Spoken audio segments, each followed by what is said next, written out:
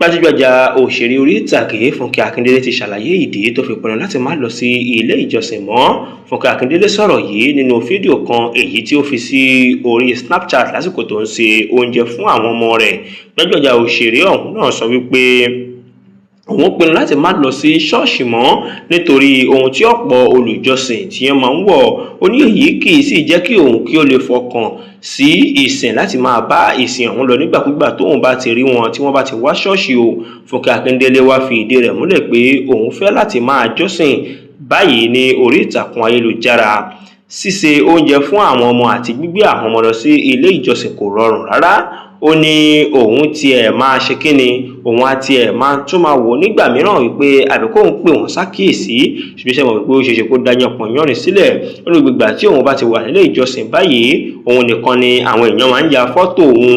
Fún ìdí èyí, òun ti yàn láti má lọ sí ṣọ́ọ̀ṣì mọ́ kí òun sì máa lọ sí orí ìtàkùn ayélujára láti lọ rè máa jọ́sìn.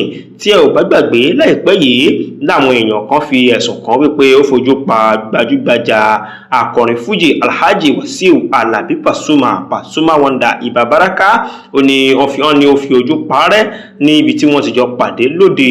Ṣùgbọ́n fídíò kan ló ṣe àfihàn bí Pasuma bí ó ṣe ń gbìyànjú láti kí Fúnkẹ́ Akíndélé nígbà tó ń bá ẹnìkan sọ̀rọ̀ lóde. Fọ́nrán náà tún ṣe àfihàn bí Fúnkẹ́ Akíndélé ṣe tẹ̀síwájú pẹ̀lú ẹni tó ń bá sọ̀rọ̀ tí Pasuma sì padà lọ sí orí ìjókòó. Èyí gan ló jẹ́ kí ọ̀pọ̀ àwọn èèyàn máa sọ wípé ó fi ojú pa gbajúgbajà akọrin fújì náà rẹ́. Àmọ́ Fúnkẹ́ Akíndélé ti wá sọ̀rọ̀ sókè báyìí. Ó ní wípé àhesọ ọ̀rọ̀ lásán làwọn èèyàn ń gbé káàkiri. Ó ní ọ̀rọ̀ kò rí bí wọ́n ṣe sọ yẹn rárá.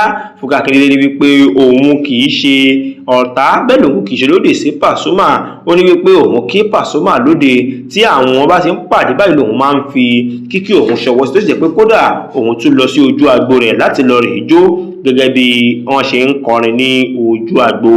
Ó ní fi ojú pa Alhaji Pasuma rẹ̀ kẹ̀ rárá o, ẹ̀yẹ gbé ìròyìn ẹlẹ́jẹ̀ kiri. Ó ní òun rí Alhaji Wasiu Alabi Pasuma, òun kí òun tó bá a jó papọ̀ gan. Ó ní ẹ̀gbọ́n òun ni Pasuma jẹ́, kí ẹ̀yẹ gbé ìròyìn òfegè kiri. Fúnkẹ́ Akíndélé ló máa ń ṣàlàyé wípé bọ́rọ̀ ṣe rí rèé, kì í ṣe bí àwọn èèyàn tí wọ́n ṣe ń gbé káàkiri orí ẹ̀rọ ayélujára. Wọ́n ní wípé tí wọ́n bá ń sọ pa èèyàn tí ó jẹ́ gbẹgbẹ̀yà tó sì làmìlaka nílùú, ó ní pé ṣe mọ̀ wípé Alhaji Wasiu Alabi Pasuma ìkan tó jẹ́ gbòógì nínú àwọn tí wọ́n làmìlaka lónìí.